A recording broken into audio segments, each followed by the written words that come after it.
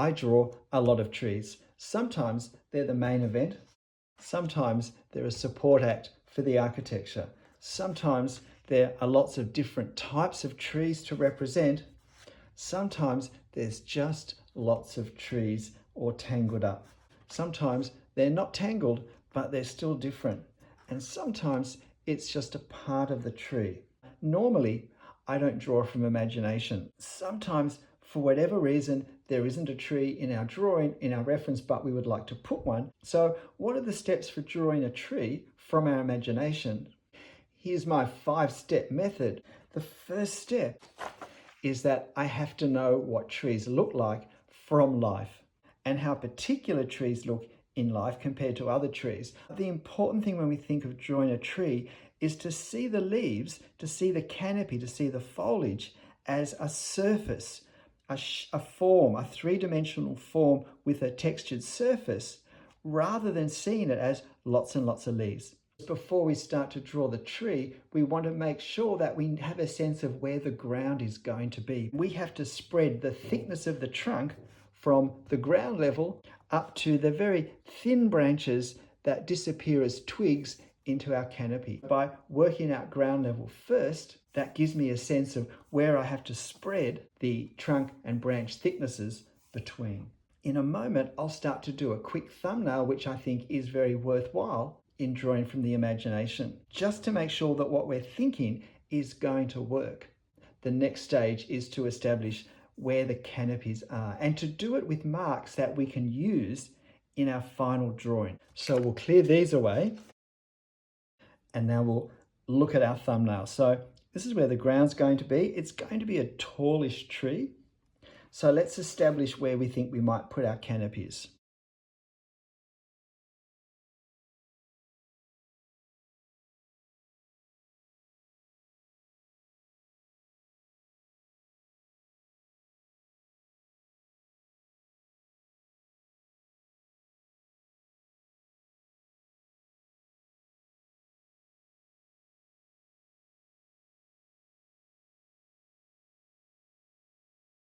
So what sort of trunk and branch structure and trunk thickness might we need? Maybe I'll drop down the trunk a little bit more.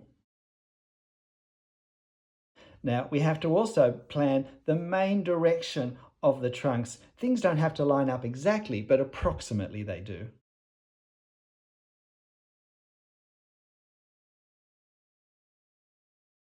Gum tree trunks often branch relatively far from the top.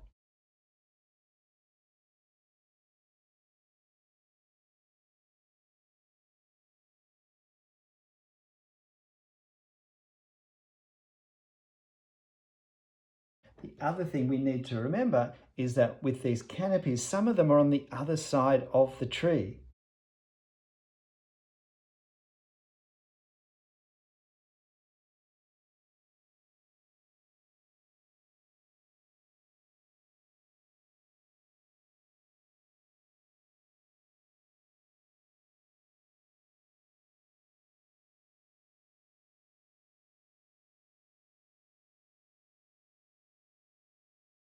What we want to avoid is having everything too even. We want to have some irregular gaps.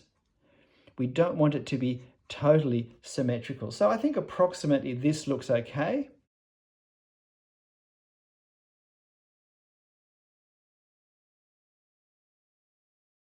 I'll pop this to one side, but use it just to help me keep on track. Here is ground level.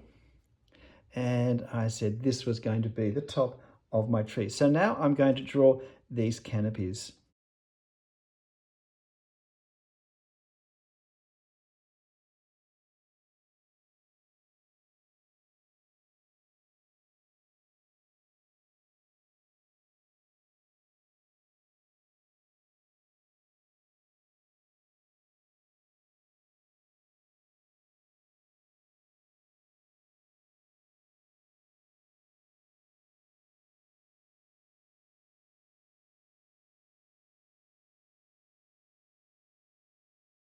So now I'm going to add a little three-dimensional form to the canopies that I've drawn through hatching.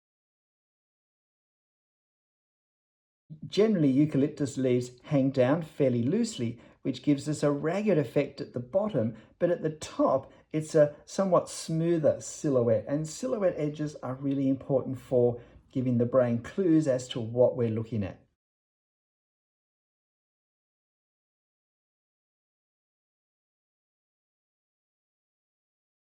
These marks also double up as hatching to represent the shadow that's on the lower part of these canopies as they curve under slightly at the base.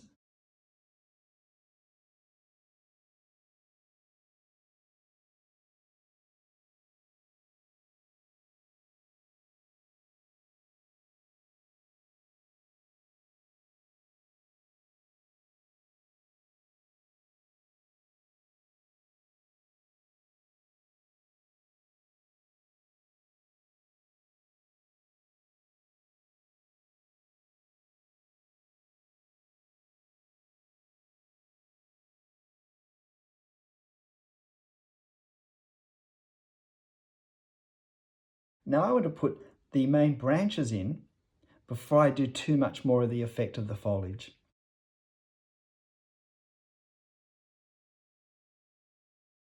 And remember, we need to go thin. It's easier to make them thicker than to make them thinner.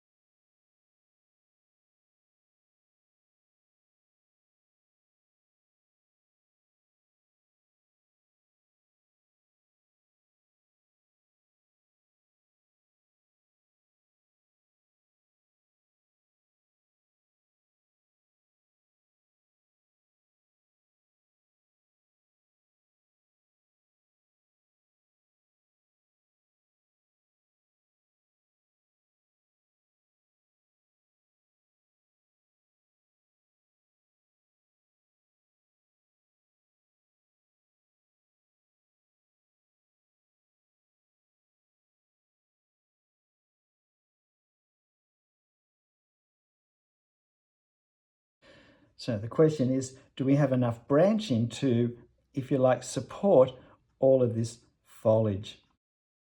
Now, I want to put some of the foliage, some of the canopies that are actually on the far side of the branches. And because they're often shaded by the canopies on this side or the canopies above them, I'm going to hatch them more than these ones.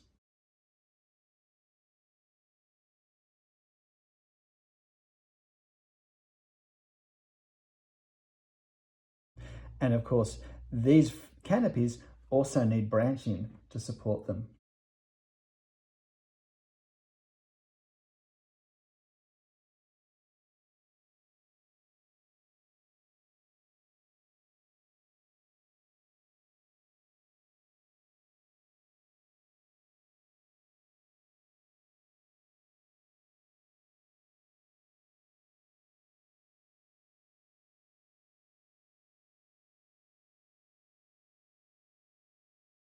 And some hatching just to represent the green colour and the areas of these canopies that aren't so much in sunlight, in full sunlight at least.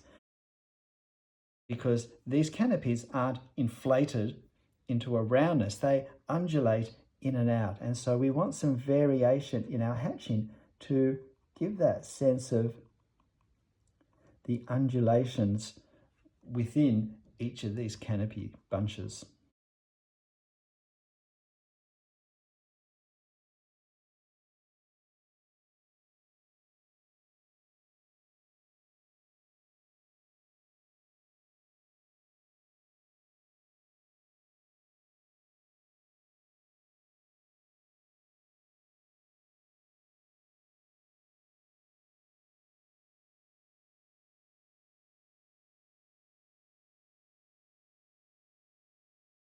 Sometimes we can indicate where there's shadow from foliage above, even within the same side of the tree. Now I've made all of this trunk quite dark, but I can still indicate that some parts of the trunk are in shadow or shading.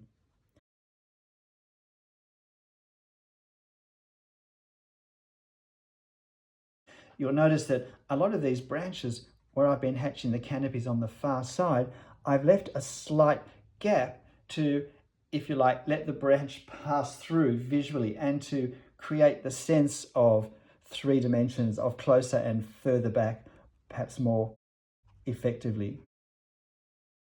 The important thing at this stage is not to put too many marks on so that we lose the variation between the full sunlight on the foliage and those parts that are really quite dark from shade or from shadow.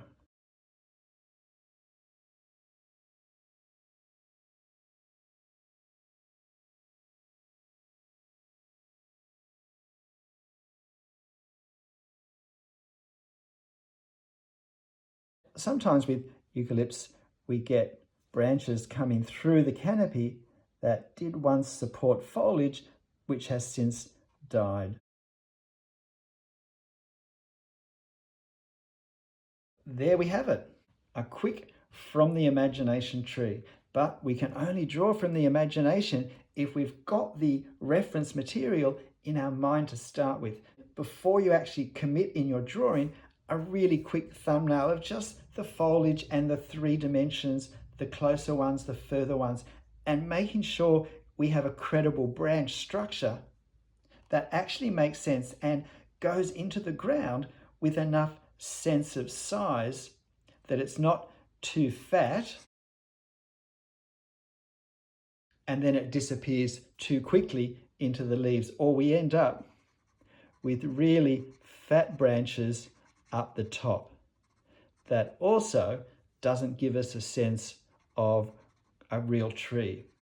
If anything, I can actually probably make this tree a little bit thicker as it goes into the ground. So the 5 points. Number one, firstly, I need to know the sorts of trees that I'm going to draw from real life, because my imagination still has to come from somewhere. Secondly, I need to see the leaves, not as leaves which become impossible to draw, but as surface areas, 3-dimensional rounded surface areas that have a certain texture and that catch the light in certain ways. 3, I need to do a quick thumbnail that just works out preferably on the same scale that I'll be drawing, where the ground will be, where the tops of my tree will be, and a sense of where the canopies will be, which ones are close and which ones are further, and also the sort of branching I think is going to work.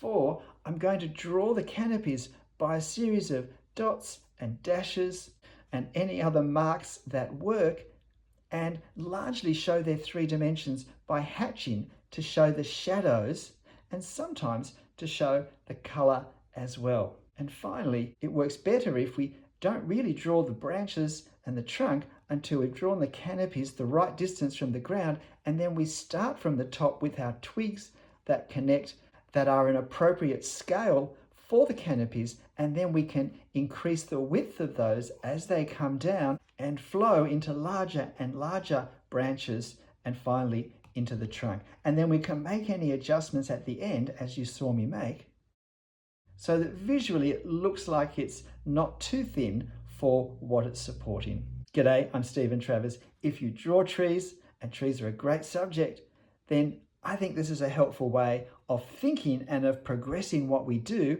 to end up with a result that actually looks like it's a tree from life and not one that we've made up rather too quickly or too easily in our head. But look, whatever you draw and however you draw it and however it turns out, make sure you have fun. I'll see you next time. Bye.